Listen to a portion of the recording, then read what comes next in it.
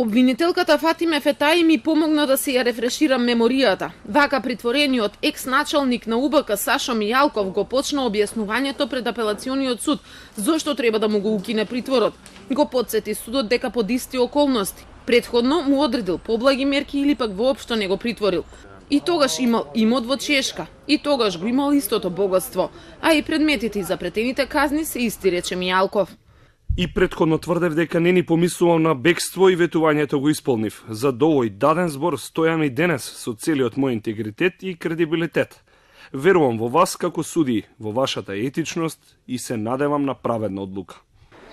Денеска се одржуваше јавна седница во апелација токму по барање на Мијалко. Неговите адвокати ја обжалиле одлуката на кривичниот суд, кој одреди притвор, откако претходно го осуди на 3 години затвор за предметот Титаник 2.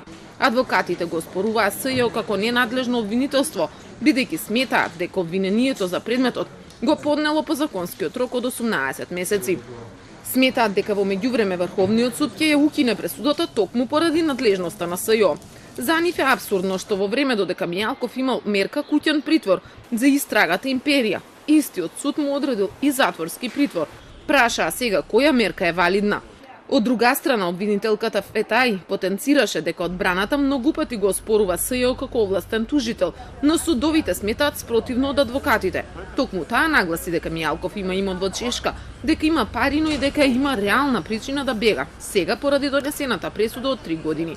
Инаку, од истиот предмет на притворот се жалел и Бедредин Ибраими, кој е осуден на 4,5 години затвор, и сите останати кои добија мерки на предпазливост. Жалба за таква мерка не поднел само Мендух Тачи, кој е осуден на 3 години и 2 месеци затвор. Апелација одлуката ќе ја донесе во наредните денови.